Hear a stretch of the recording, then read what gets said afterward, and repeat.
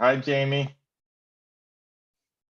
Jamie has graciously offered to chair tonight as the chair and vice chair are not available, and she's been on the board for the longest. And the script has been shared, so take it away, Jamie. Hooray. Okay, good evening, everyone. We will start with welcome to the regular meeting of October 11th, 2012. The time is 6:01 p.m. I'll invite Jinder to call roll. Trustee Ando, Here. Trustee Cortez, Here. Trustee Lentini, Trustee Vadot, Here. Chair Duque. Thanks, Jinder. I'll invite Jinder to explain how the public can participate in this evening's agenda. Good evening, everyone. Viewers are welcome to provide public comment online through Zoom or by telephone at 669-444-9171. And the meeting ID is 845-7562-5587#. If you are watching the meeting on Zoom and wish to provide public comment, please select the raise hand feature either on the bottom of your screen or through the participants icon. If you're participating by telephone and wish to provide public comment, please press *9 when the chair opens the public comment period. When it is your turn to speak, you will be notified that the host is inviting you to participate. You will need to press *6 to unmute yourself. Once you are unmuted, you will have 3 minutes to provide your comments. For closed captioning, please click the live transcript button, then click show subtitle. Thank you, Jinder. Now we're to agenda amendments. Are there any amendments to this evening's agenda? And I can't see you all, so if anyone just speaks up, otherwise, no. Okay. Okay, to the minutes, we are to approve the regular meeting minutes of September 13th, 2022. Are there any questions from any trustees? Okay, Jinder, any opening for public comment? Okay, great, thank you. Is there someone who would like to motion to approve the minutes? I was at the September 13th meeting and reviewed the minutes. They look fine, so I would move to accept the September 13 minutes as presented. And I'll second that motion. Great, thank you. Jinder, can you roll call vote, please? Aye. Trustee Cortez, Aye. Trustee Lentini, Trustee Vadot, Aye. Chair Duque. Okay, thanks, Jinder. The next, is there any public comment for any items not listed on the agenda? Okay, and then the next item is introductions, awards, recognitions, or presentations. The presentation by Katie Port, meeting the new library staff. Great. Hello, everyone. Good to see you. I'm Katie Port. I'm a supervising librarian for the San Rafael Library. Hello to those of you I met before, and greetings to those I'm seeing for the first time. It's nice to see you tonight. I'm going to give you a brief presentation on library staffing. Let me just share my screen. Hold, please. All right. Good. Excellent. Okay. So I'm here tonight to talk about library staffing and give you a brief update on some recent changes to that. So as you know, during the pandemic, the library staff contracted. And by that, I mean that we were making almost no or very limited use of our hourly temporary staff, who normally form a large part of our workforce. We also had some attrition during the pandemic, people moving on to other opportunities or leaving the area. And there was also a hiring freeze in place for the early part of the pandemic. So all of that combined to mean that we contracted to a smaller staff, and we've now been filling positions continuously for over a year. We reopened to indoor service in June of 2021 after a year of curbside, and we expanded our hours in January of this year, January 2022. So we are now operating at 3 locations, 7 days a week downtown, 5 days a week at Pickleweed, and 4 days a week at Northgate. So those 7 + 5 + 4 adds up to 16 staffing days per week. And we're currently doing that with 22 permanent staff who are a combination of full and part-time. So if you do the math on that, you can see that 16 days per week with 22 staff is, yes, we are occasionally stretched thin. So we're glad to be adding new staff. That helps us not only bring back services and programs that we offered before the pandemic, but also expand into new opportunities. So here are some staff we've added recently. This is Daniel and Andrew, our new library aides. Andrew is the one with the dark hair in the bottom right there, and Daniel is the one with the red hair. Andrew started on August 15th, and Daniel started on September 1st. They each work 20 hours a week. Library aide is our beginning or entry-level role for permanent staff. All of our shelvers at the library are hourly temporary staff. So library aide is like the first rung on the ladder, and they can do everything that a shelver can do. So shelving books and checking in, but library aides also provide important lobby support and serve as sort of the face of the library in that greeting role. If you have visited the downtown library, particularly in the mornings, you may have seen our aide Marlene, who's an important greeter there. Other ways that the aides can support us is in events and outreach.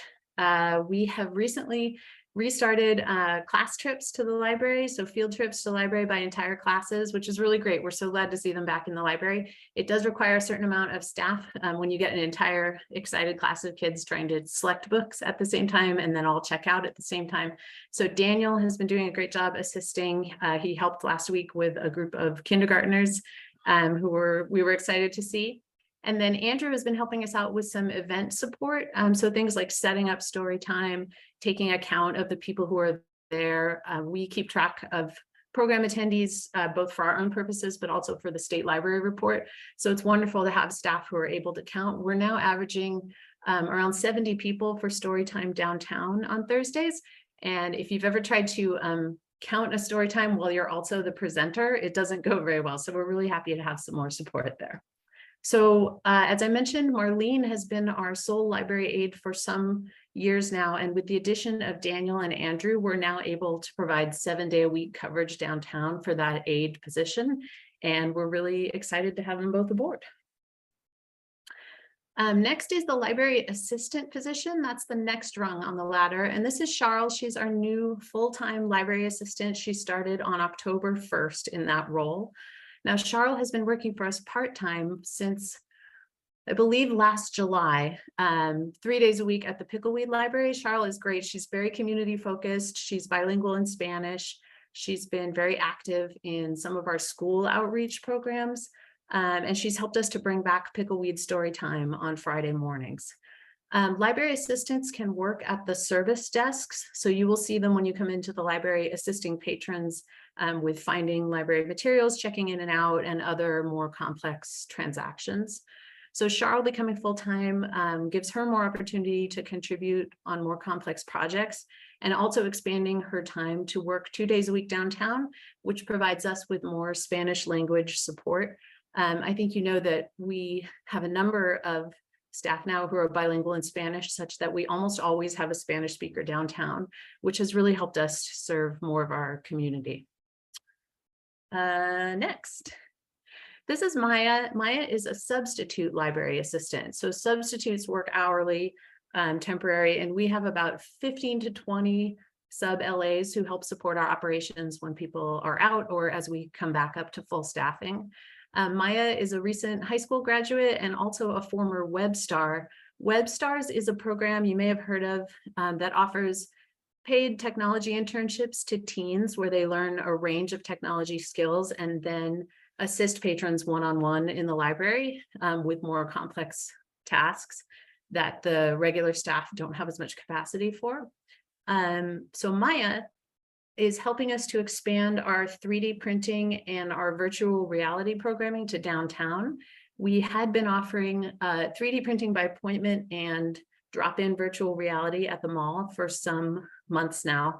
Maya is helping us bring that to downtown, and we're now offering that on a drop-in basis starting this week on Wednesday and Thursday nights. So if you need something 3D printed or want to try out our VR sets, come see Maya. And Maya is a great example. I'm sure you know that a lot of our substitute staff eventually settle into permanent roles, and working as a sub is a great way to become aware of permanent roles at the library. We really value our substitute staff, and Maya is someone we're hoping will stick around with our organization for a while. So as I mentioned, our new staff are helping us bring back our pre-pandemic offerings. Library core services like story time, some of our adult programming, and also more lobby and check-in support downtown. We're also expanding, thanks to our new staff, into more bilingual programming and outreach, and into our tech programming and makerspace offerings. We're really happy that we're able to offer opportunities for staff to learn new things through these new services and to expand their skills and to grow and be promoted, whether in our organization or another. So those are all employees who have started with us in the last few weeks. That is the end of my update, and thank you for your attention. I welcome any comments or questions you might have.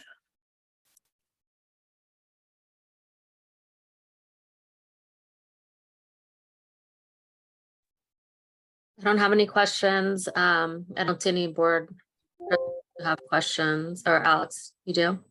No. No. So thank you, Katie, for the update. And it's always good that we're getting new staff members and you're expanding your hours.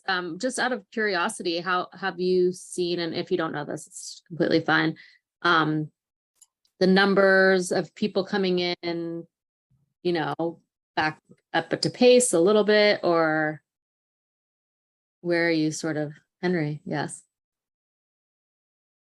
I have my finger on the pulse of the people counter, and There's literally, well, it's a cloud-based system, and yeah, right here. We're maxing out at downtown around 400 plus has been the highest. Our normal pre-COVID was around 500, so we're getting there. Pickleweed, I think on the busiest day it's like 60 to 80 people in the mall, maybe 40, and that's been ticking up, and we're able to look at like a heat map for the most popular hours. Pickleweed tends to still be right after school gets out. I think Saturday is very big at the mall. People do appreciate the morning and be at the mall, and downtown right after opening. Usually Fridays is and Mondays are really big, depending. So we're kind of still gathering data in terms of any like modifications we might want to make, but the big thing that we did at the beginning of January was being open at 9 and then making the mall 4 days, and then Pickleweed has always been sort of Tuesday through Saturday, but we adjusted the hours there to be more similar to downtown and to sort of be more efficient. Yeah. Yeah, and I will add the thesis we're testing with our new aides, Daniel and Andrew, is that the public appreciates that lobby support. I'm sure you know the downtown building is a little bit non-intuitive. People often, if they come in for the first time, just kind of freeze and don't know how to navigate our old and weirdly like Winchester Mystery House library setup. So if we do find that that lobby support is not needed, we look forward to deploying those aides maybe outside the library in more outreach efforts, or with more event support. There's a lot of flexibility in how we can use them. Henry, that reminds me, wasn't it years ago where we had conversations about like how to make the like library signage and how to make it more like make it to the right? And anyway, I just remember those conversations. I don't remember we had a sort of intelligent sign in the lobby that showed more of a layout. Unfortunately, it was a casualty of curbside. And so we haven't Oh, redeployed that. It kind of got damaged. But better wayfinding in terms of where you are in the building, I think will be useful as we kind of spend our state grant money. yeah, yeah. And really exciting to hear how many people are attending story times. That's awesome. So, and I think I saw in the Friday write-up, they're now at different locations, like this, to expand the space or to have more seats. So, Yeah, the mall is Wednesday, and it's next to where the new beer garden is, but it's a shaded area. And right. it's not during beer garden hours. And then downtown Thursday, Pickleweed on Friday outside. When the weather turns, we're we're doing, sheltered story time. But Yeah. it has really been more and more progressively well attended. That's great. Thank you. Thanks, Katie. Jinder, is there any public comment? No, not at this time. No, not right now. There's no public comment. Okay. Let's see. I think that's it for Katie. So thank you. Thanks, Katie. Hard to read the agenda at the same, or the script at the same time. Sorry, Katie. No, thank you all very much. I'll see you later. Thank you. Have a good evening. Okay, other item number 4 matters before the Board of Trustees. Book challenges, principles of intellectual freedom, create a high bar for removal of library materials from the public library. That would be me. So I'm going to share my screen. Whoa. Oh. Can everyone see that? Yes. Yes. Okay. So book challenges have been in the news lately. I think in the last couple of years, it documented, I think by ALA, there have been a ton of challenges, and it's been in the news across the United States. And I wanted to talk a little bit about, how we sort of respond to that generally and some specifics. The public library is committed to recognizing diverse voices. We feel the library materials have to reflect the community as well as other communities, and just sort of the broadest point of view of what's available in terms of materials. A lot of the hoopla nationally around book banning, I think, is most likely related and often most centered around school boards, and I'll talk a little bit about that.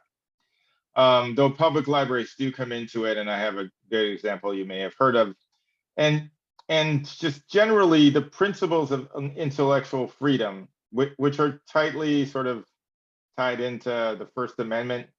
That being that, we want to provide the widest diverse set of materials for people to then make their own choices, with the idea that the library is the foundation of democracy, in that a well-informed electorate, makes their own decisions.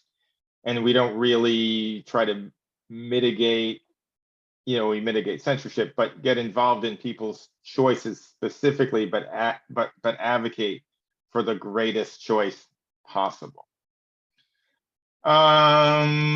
Oops, sorry, clicking away. Oh. Okay, that's the background. So American Library Association has 3 big documents: the Bill of Rights, the Freedom to Read, and the Freedom to View, that basically in more specific language reiterate what I was just talking about. In the staff report, I have live links to those. But generally, I mean, myself, I like to think of Voltaire in that, I might not agree with what your point of view is, but I will defend your ability to have that point of view, and by extension, having that point of view in the written form in the library is seen as kind of a benefit to freedom, to our, freedom of expression, freedom of information. So we oppose, attempts to censor items, and we have a process for that, which I'll get into. We don't restrict item under the possibility that children might come into the possession of it. And we don't use a system of coding. Sometimes I think when DVDs, VHS movies started to come into the library, there was a great urge to have like the R-rated one somewhere and the G-rated one somewhere else. But not only does that sort of fall into the idea of censorship by labeling, by kind of putting all the objectionable items in a certain area behind the curtain, it's kind of illegal because you can't use the motion pictures, ratings, because they own that. Though, what we do offer is any concerned citizen, we have tools that you can find, you can get very detailed synopses about how much violence, how much sex, how much this, that, and the other in movies specifically. So what we offer is, freedom for everyone, but the tools of people who want to make specific type of choices. You can also look at the back of a movie, for example, and see how it's rated, but without sort of abrogating the freedom of somebody else. And then our go-to, and this will come up in informal challenges, is sometimes people are very concerned that they're, some with graphic novels, it also often comes up that I don't want my kid to be reading this.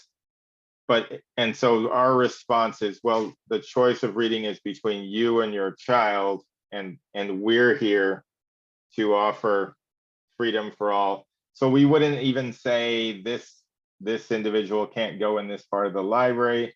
Similarly, it's the parents, responsibility to tell their child or talk to their child where would they like them to be in the library. So this comes up more often than you would think, and it'll be part of the informal challenge discussion a little farther on. Our formal challenge procedure is part of the collection development policy that was an attachment to the staff report.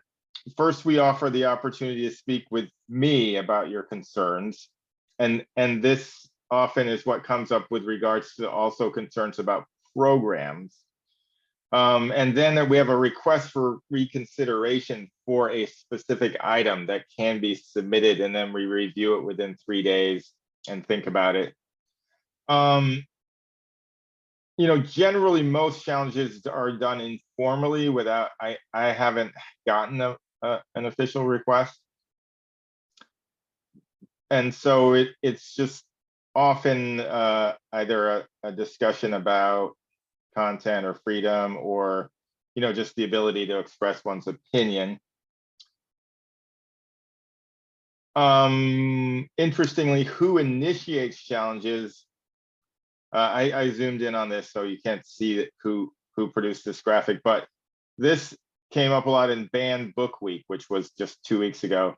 Parents, patrons, board administration, political, religious groups are less than I would have thought.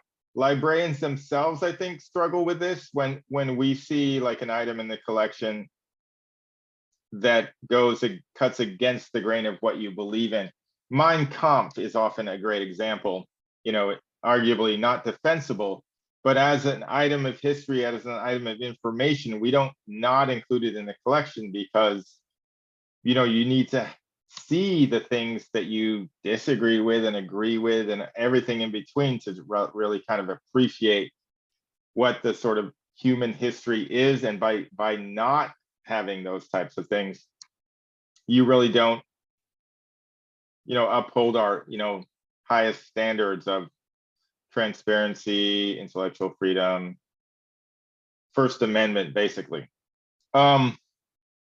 So here's the free speech part. The freedom of speech clause of the First Amendment means that, it's actually illegal to censor things unless they rise to a high bar of like incitement, incipient violence, hate speech.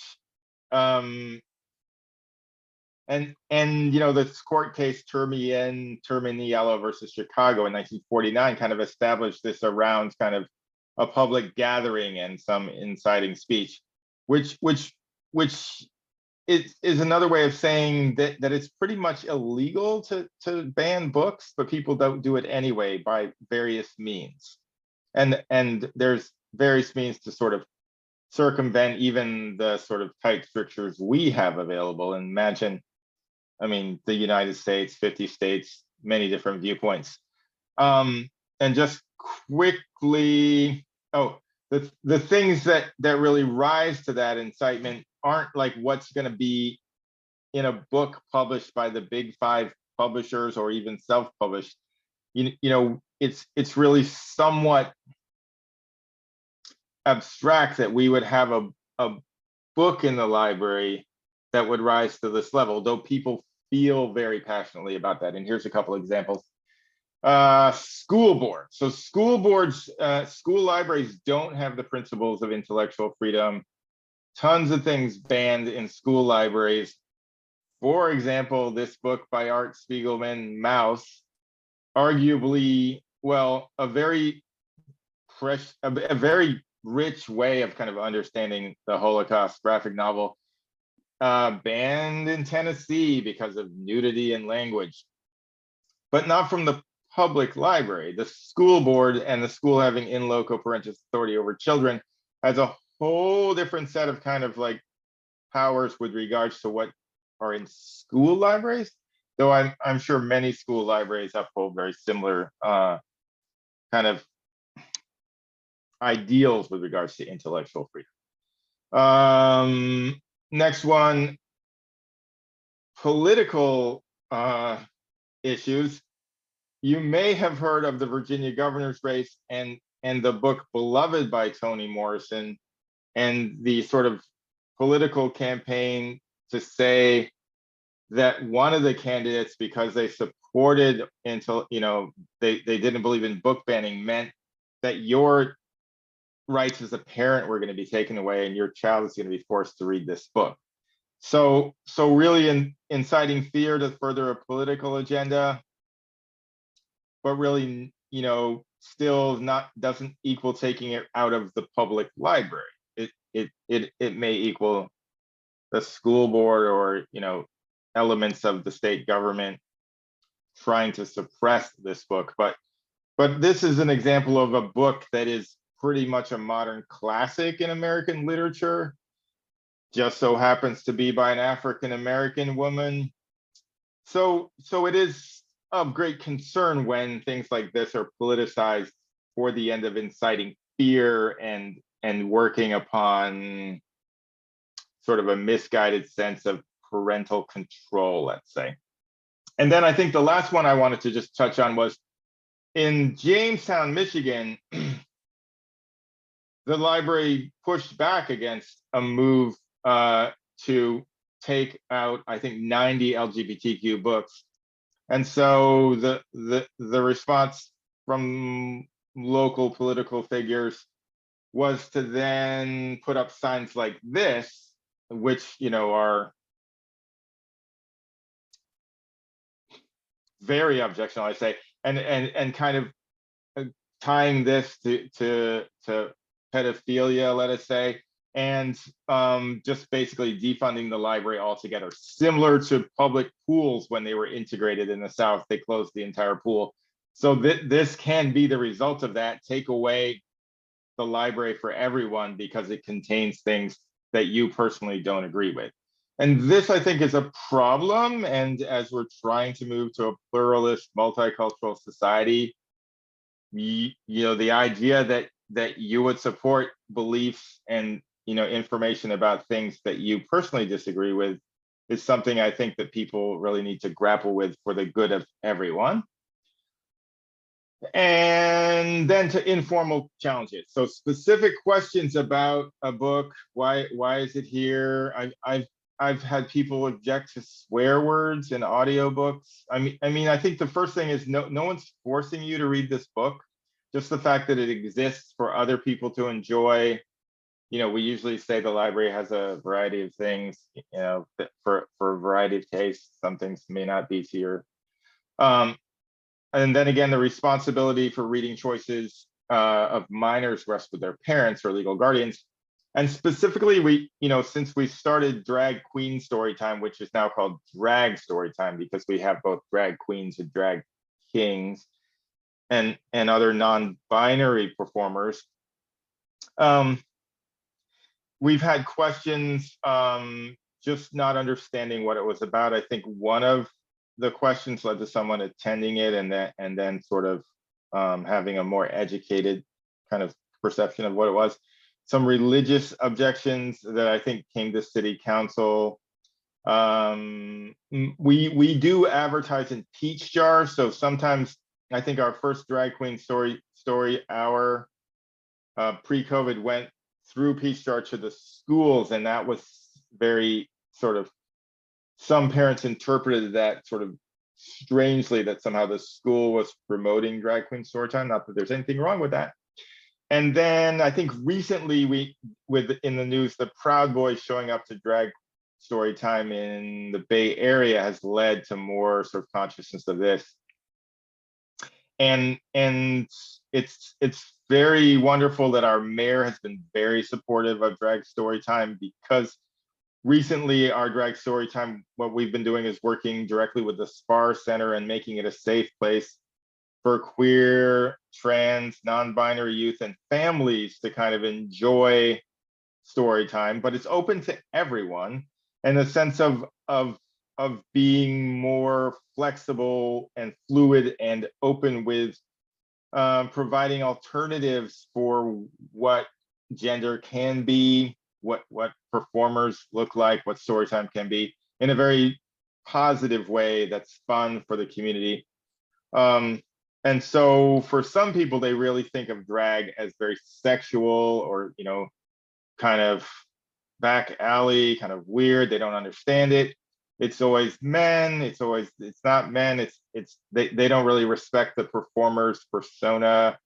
So then generally when a very upset person complains to me, I share it with my boss, and then it gets shared up the chain. The mayor has been very vociferous in supporting us and helping to kind of respond with a blanket kind of acceptance of this as a sort of program that we stand behind.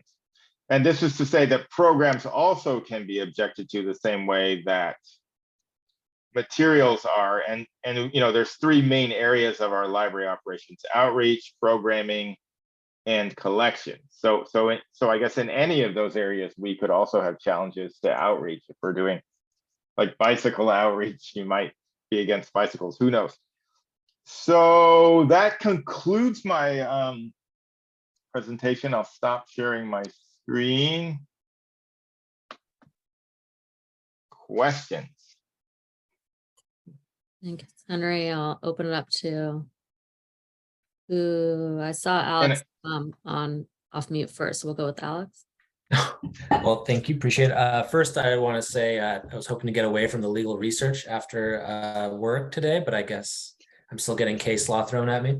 But appreciate it nonetheless, Henry. I just want to commend the staff, everybody at the library for professionalism and objectivity. I know this is a hard issue to deal with, especially being objective when you get complaints like that, and staying the course and maintaining this viewpoint. I just really commend you guys for doing what you're doing, and I think it's really important, as you explained during a presentation, to have these materials available to anybody who wants them, and really promoting these concepts of free speech, as well as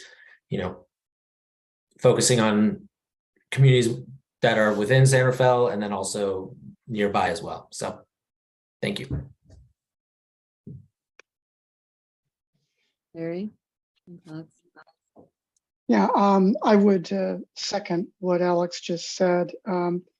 And I have a couple questions, Henry, that one of which we touched on just before the meeting started. But I do have, and again, this is my third meeting, so there are some procedural issues or some definitional issues that I am not familiar with. So please bear with me, or we can take them offline. In the material we sent over, Henry, as background, the first sentence talks about the library is committed to recognizing diverse voices, et cetera, which I completely agree with. When we say the library, who is it that we're defining as, quote, the library is, quote, committed? Is it you? Is it the staff? Is it, I'm not clear on what I should be reading into that. Yes, good question. Good question. So I would say it's an interesting kind of multi-level thing, but I'd say specifically the library means that the library division of library and recreation as a representative of the city of San Rafael specifically, as opposed to like other libraries in other parts of the, that are a JPA self-taxing district with an active board is specifically something else. And in this way, we actually are the local government, and government, by sort of definition, First Amendment, can't do things that some like non-profity library could kind of do. Okay. And so it's pretty much the city. Though I also, when you say that, I think of the abstract library, all public libraries together, and it's actually not really a thing, but it helps us. So yes. That helps, Henry. Thank you. The second question is in the paragraph or the section below that.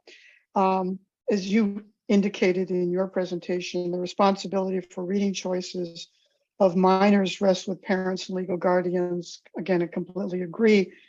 Is there, though, a way for parents or guardians to track what minors are checking out of the library, such as like an Apple app, which parents can identify what their kids are downloading in terms of apps to their phones or mobile devices? Yeah, good question again. So the practice in Marin County has been to be a little bit more transparent with parents about what the privacy of their children's account than is strictly, I think, defined within the sort of relevant statutes. For example, in Santa Clara County, and I think the most extreme reading of children's privacy is, unless whatever the age of your child, if they're not there and you want access to their account, I cannot give it to you. I can maybe indicate how you could access it online, which I think is the workaround that actually works for people, because if you have the card number, the PIN, and kids below a certain age can't really set that out without you doing it, and you set it up with them and you have access to their account online, which you can see everything. But we should not really be giving any information for anyone without their permission, even if they're a minor. But the practice of this library had been below a certain age, I think, that largely driven by fines. And since we're post-fine now, we're still adjusting to that, because the sense being, your kid's going to be racking up charges like that record club back in the day, and you got to pay, but I can't get in there. So I think, the best thing is through our discovery layer, BiblioCommons, it has a very rich interface to not only see what's checked out, when it's due, renew items. You can have a reading history and remember, like adults like me like to remember what we read, because it's like, oh, I forgot I already read that. And so I think that sort of, and it's an app-based thing too. So like your kind of indicator of the sort of app driven, device driven. So the technology is there, but it's sort of, we're not going to kind of enable it for someone unless, you know, the person, the minor is there, but we will be very like helpful on that. And we're still, you know, in the process, I think, of having a greater awareness of where the privacy rights of children sort of lie, because it is kind of a hot button issue for parents. Yeah. But I think without the fines thing happening, it's less crazy. And even with books being lost, we upped, like I was on this for 5 years, but finally we upped you will not be barred from borrowing at our institution, MarinNet, unless you're over $100. So you can lose a book and still, you know, like, because it was $10 for like ever, and the value of $10, you know, it decreased significantly or whatever. So yeah, does that answer it? Yeah, that's very helpful, Henry. My last question is the one we touched on before the meeting. Yes. And How that can was you with, be, sorry, yeah, go for it. so yeah, we've talked about how, in particular, books and audio visual material that we can check out at the library, and how we open this up to as many varied viewpoints and authors as we can.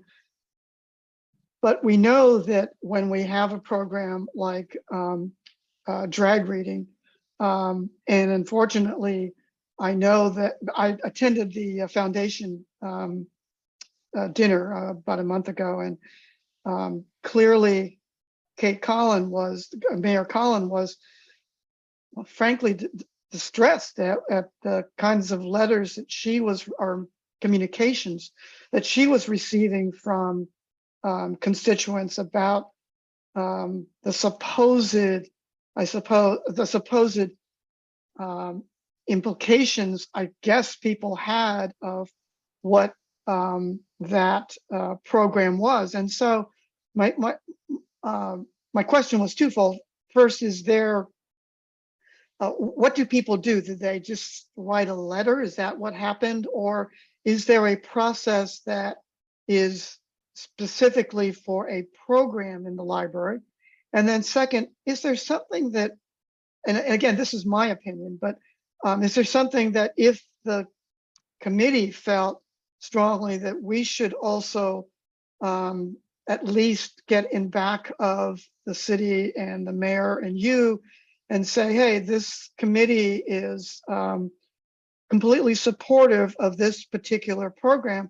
I'm not sure would help, but it would certainly make clear that from this committee that we're supportive of what you're doing there. So you're not just, so somebody isn't just talking to, quote, the mayor or the staff. And I don't know how we do that, or if others on the committee are supportive of that. But again, being the new kid on the block, that would be my first reaction. So I throw that out there, and again, thanks for Yes, listening to all that. No, that's great. I have a couple of ideas. First, there isn't a formal, like a book challenge for way to protest programs. Often, and I think this recent one with Mayor Kate, there was one person, but they had extensive back and forth. And so it gets kind of more heated, and they kind of, you know, throw some more things in and make it about, you know, and it, what I think, you know, generally happens is the person, if they, you know, depending on the person, they are aware that they have free speech rights before the council, and they're copying the mayor from the get-go. Like it's like there, and the objection is not so much sometimes about the content, but that their tax money is being sent on this or something to that effect. But for programs, generally it's just email, and I think I was a little shocked, but we have a newsletter, and I think right pre-COVID, around right around COVID, after the George Floyd incident. We were doing a book to action where we had a webinar with Dr. Kendi, and we sent out a thing about it. And the response from some people were that we were racist because we wanted to talk about race. You know, like, and that's become like a thing, right? So usually it's like this knee-jerk email about, you know, that the library is being thoughtful, but I guess I didn't really fully appreciate how polarized people were. And so generally in response to our mailing list, we send out 20,000 emails to everyone who has a library card, and then people sort of pop off about things in weird ways. But they're to be this sort of separated from someone who's going to write 5 paragraphs and then respond 5 times. And so I think with regards to how you can be supportive, the first thing that occurred to me, and I think this came up when and thinking about when the Proud Boys came to Storytime to sort of intimidate people. And that sort of rises to another level, because then when we did our drag story time, Jill notified Centerville PD to be on alert, you know, this could happen. And suddenly it sort of feels like the time, I don't know if you remember around the last election, a group of people went through Marin City kind of intimidating people. It was a little weird. And so maybe letters to the editor would be nice. I read the letters to the editor just to kind of be, you know, somewhat, you know, that would feel good. I think talking to the community members that, you know, I think over time, just the drag story time as sort of an example of doing things a little differently has become, you know, a good thing to sort of raise, you know, awareness and conversation. Specifically, maybe other ideas the board might have, anything would be great. I think talking about it at a foundation meeting, that definitely was different. I've been to 7 of them over the past, or 6. And usually the speakers sort of talk about more generic things. So I think the more that we bring, you know, the issues up and sort of think about and discuss them, that's of value. But I wonder what the other board members think.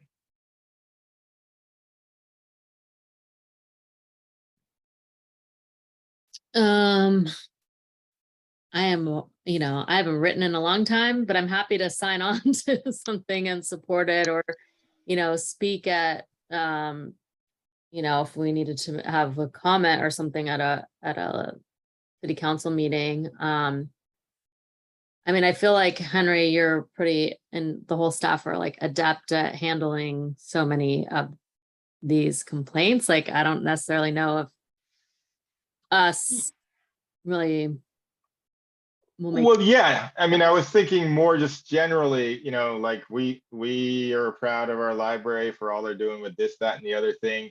I mean, when this first became a thing in libraries, like 3 or 4 years ago, we had CLA in Riverside, and everything was drag. Everything, the drag performer did, you know, it was part of the conference. Like they did the drag this, the drag that. I'm not saying that we should do that per se, but just like you know, letter and support. You know, we used to, you know, it didn't really rise to the level. Like if we had Proud Boys show up, you know, it could have, but you know, any way to just you know, kind of just show support, you know, in the face of other members of the community maybe not caring, or just kind of, you know, having a knee-jerk response that somehow this isn't like what they support, and that hasn't really come up. Let's say someone wrote a letter to the IJ and they published it, then y'all could write a letter. Mhm. So I could see that. Okay. Henry, just a quick question. I mean, I saw your stats on the slide, you know, about 50% are parents, and then I think you got another, then the next slide was stats about school boards, but do you have any of your stats like at the library or, that, Well, we've never had official challenges, so. okay, so you just keep them as informal. Yeah, I mean, that means you fill out the form and you're like, this book should Okay. go. I mean, generally, I'd say less than 10, maybe more than 5 people have contacted us about Drag Queen Storytime over the past 5 years. Because we were doing this before. Oh, I meant like, in it was general, cool. not just about drag. Yeah, people, and generally people objecting to content is become much less, I think it probably has to do with streaming, but it's much less than it had been maybe, 5 or 6 years ago. And more people get upset more about account issues or behavioral things. Like our number one thing we deal with is people behaving poorly in the library, but that mainly has to do with issues surrounding people experiencing homelessness and less about just kind of people not getting along. But I mean, since I've worked here, like other book challenges per se are pretty non-existent, and often they're dealt with like a more at the kind of, they might not even get to me, because most of our staff, almost completely the professional librarian staff, know that if parents are kind of having, and I didn't like what I saw in this book, and it's not like sort of escalated to the level of, I'm assuming, but I can't remember the last time I heard someone complain about a graphic novel, really. Yeah. I don't like the graphic novels my daughter's reading, but I won't come to you. Don't worry. Yeah, no, I mean, but there's people you can like that offer, Yeah. there's different, there's other graphic novels with different, subject matter, there's a huge universe, and we have new specialists on staff who are building like the manga collection. Right. Yeah. Oh, thanks, Henry. Jinder, is there any public comment? No, Okay. Well, thanks, Henry, for your update and all of their Yes. protocols and policies, keeping us up to date on that. Let me go back. Where are we? Item number 5, board reports and comments. Were there any meetings, conferences, or seminars attended by board members? No. Okay. Item, oh my gosh, I keep losing it. Item number 6, staff reports and comments. Other brief program updates or reports on any meetings, conferences, or seminars attended by staff. Yes. So here's where I go over the many potential meetings that I have or other members. NorthNet has not met. That's our consortium that goes from Marin to the Oregon border over to Nevada and down to Sacramento. But we are now doing reciprocal borrowing through Libby with the NorthNet ebook collection and with Peninsula Library System. So in your Libby app, you can add those two libraries. We have instructions if it doesn't make sense. And that you have more lending for ebooks. This reciprocal borrowing thing is kind of a big deal. Marinnet met last week. The big news is our system administrator is leaving in June. We're on a very ancient client server setup with lots of issues that mean that the system administrator is the only one that knows how to work it. And I've been tirelessly advocating for moving to a cloud-based supported system and saving money where there's a team of support company that help us run it on a much more rapidly update open source system, and it looks like it might be working. So what our mantra at the city is that whenever we have a change in staffing, we don't just fill it, we kind of look at the options. In addition, Marinette JPA is extremely outdated and we're looking at working with that to change it. All of Marinette has gotten the collection HQ tool, including a DEI piece that looks at your collection from a DEI perspective, and eventually be able to see the entire collection that way to analyze how well we're doing in terms of materials that reflect diversity, equity, and inclusion. And 2 of the libraries have implemented the collection HQ tool so far. And the library, yeah. Sorry, go. 2 of the libraries within Marinette, is that what, in Marinette? Yes. Okay, sorry. Within Marinette, we've all agreed to get this one product that's kind of like it's an analytical database tool to analyze the collection and how it's functioning. And within that there's like a DEI lens, which is cool. And what's awesome is often the libraries within Marinette all do different things, so they're all doing different things. But us all doing the same thing is like a shared vocabulary. So I think that builds sort of unity, which is good. Foundation's meeting this Friday. Thanks for coming, Larry, to the last foundation meeting was at the Yacht Club. The mayor spoke. Jared Huffman was there. Was that Jared Huffman? Wait, no, who was it? Mark. The other guy. Yeah. Mark Levine. No, the other guy. Our local congressperson. Very inspiring. It wasn't Mark Levine, it was. Who else would it?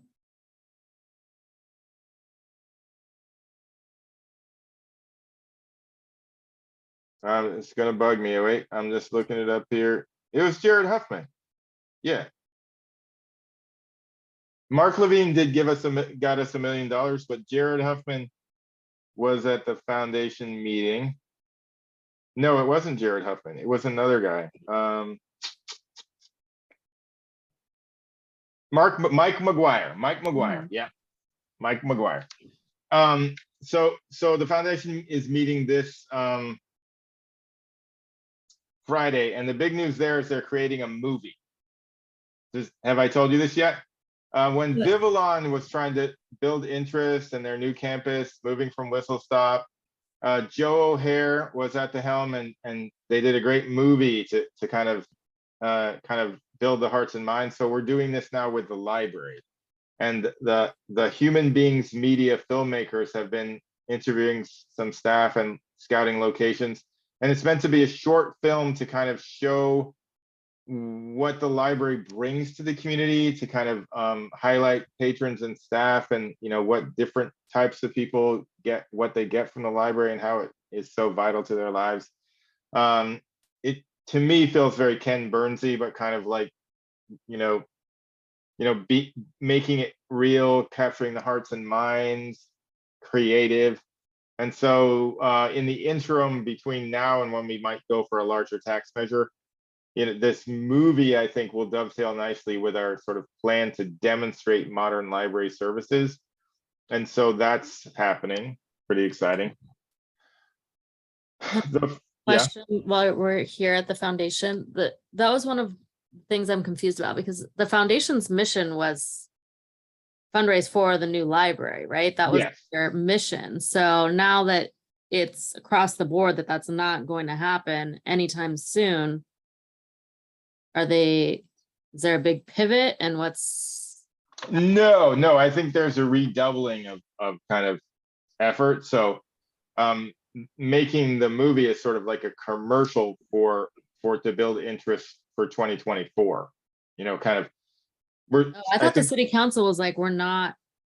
Oh, not this time, not until we were looking at going for a tax measure possibly,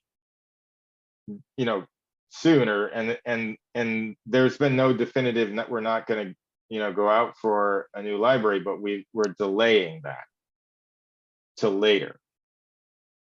Not like we're not going to do a special election not this Right, no, I election. know that, but But, and so the foundation's, refocusing is to sort of build enthusiasm.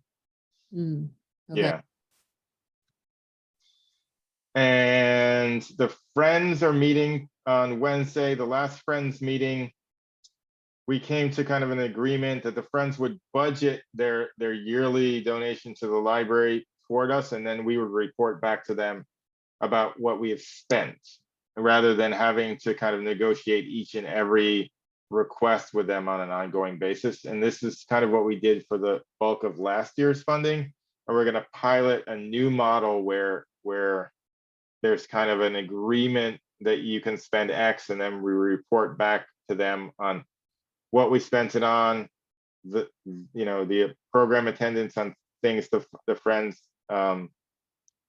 have funded, and then what our plans on spending in the future are, which is kind of a watershed. And then as far as the new library planning, we've worked up an RFP to encompass the life safety improvements to downtown and Pickleweed that will be covered by the grant. We received $1 million for each location plus $1 million matching funds that we are going to provide. And then the additional sort of user interface, moving things around, creating a more welcoming library space, both for patrons and staff, will also be part of that RFP. And we hope to get a consultant to help us with the kind of planning, and a public process also will be included. And that concludes my report. Henry, any update that you would like to give on the city council meeting? Didn't you present on the policy changes and everything at the city council meeting? No, that was on the consent calendar, and I wasn't part of that really. You mean like the library board and the Measure D committee being part of the larger committee? Or something else? No, I don't know what that is. No, you're presenting the changes to the policy that we had talked about, putting the changes to, what am I talking about? Our board policies, like that Lindsay. The budgetary review and stuff. Yeah. No, Thank I you. mean, yeah, there wasn't a staff report on that by me. That was more driven by like larger sort of uniformity across the boards, and was on the consent calendar to the city council. I didn't present on it. Right, so is there an update from it though? I heard it passed. Okay. But I think specifically what you're referring to is that the library board and a couple of other boards not having, and we discussed this last time, Catherine, I think, Right. answered your questions, having budgetary oversight, but that you would receive information about the library's finances on a quarterly basis, but not within the purview of this meeting, like more like kind of how you get the Friday memo. That's what I envisioned it. Oh, no, I don't think we had made that determination at our last, that actually wasn't what I was asking, but I also don't Okay. we did not make a determination that it wasn't going to be presented to the trustees, that it was only going to be an attachment. That wasn't. That was my understanding from my conversation with Catherine, and specifically the change with the way the board is structured was to kind of remove that as like an ongoing agenda item. But Yeah, if you guys can go back to the last meeting and the recording, then that would be good, because I think what we talked about was you all were all going to present whatever you had presented to the Measure D was going to come, you were going to do that for us too. So unless I'm on a different understanding, I don't know if Alex and Larry, you recall? I mean, I recall that we were going to get information. I didn't really recall like what the like scope of it or the format of it would be, but like I guess my concern would be if we're just going to get a presentation in the same format as before, like what has necessarily changed. It just seems kind of like an end around to what the city has passed. So I'd just be concerned about not necessarily following the city's new guidelines. And I understand the frustration, but it's like, we only serve at the, I mean, lack of a better term, we serve at the pleasure of the city council, so that we can only kind of do what they can say we can do. And if they say that we don't do that anymore, I just don't know if necessarily doing it in another format is just kind of violating the spirit of what they've just passed. So if we want to like make it an agendized item, I would want to get a little bit more clarity about if that's something we can even do. Yeah, just to clarify, I think the understanding that I thought that we had was because it's being presented to the Measure D committee and it's an item of public record, which we will share with you as an item of public record, not as an agenda item here.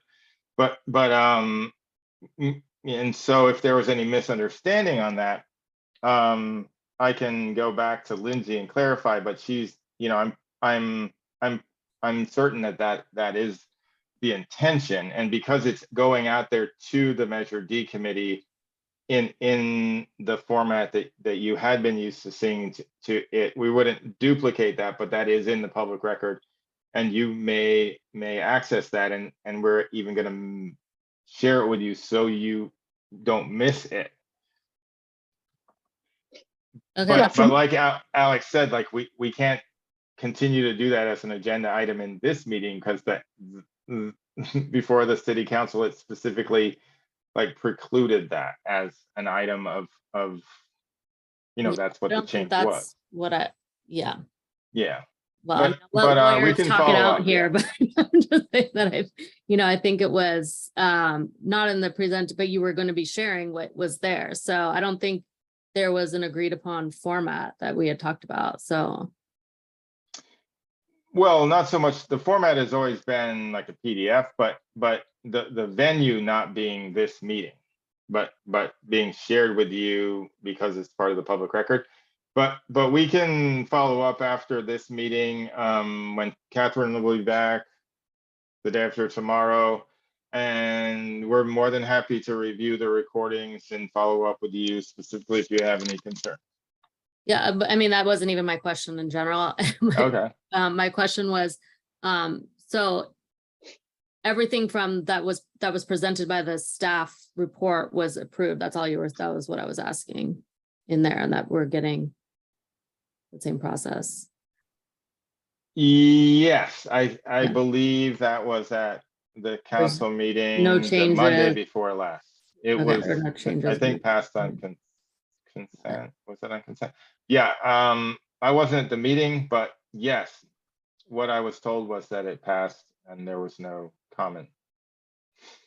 Okay, Jinder, is there any question? Oh, sorry, Larry, do you have anything you want to add? No, I was just gonna say, I don't have enough history here to really make an intelligent comment on what the city council wants to do with this subject of financial reviews, so and budget. So I've got to kind of step back on this. I can't really offer much help here. No, thank you. I just didn't know if there was, anyone remembered a conversation differently. Jinder, is there any public comment? No public comment. Okay.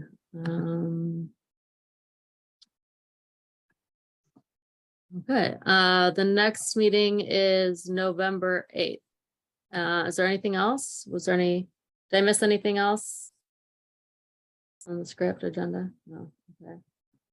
Okay, so we will adjourn the meeting at 7:09 p.m. Thanks all. Thank you. Good evening. Thanks, Jamie. Bye. Thanks, Larry. Bye. Thanks, Alex.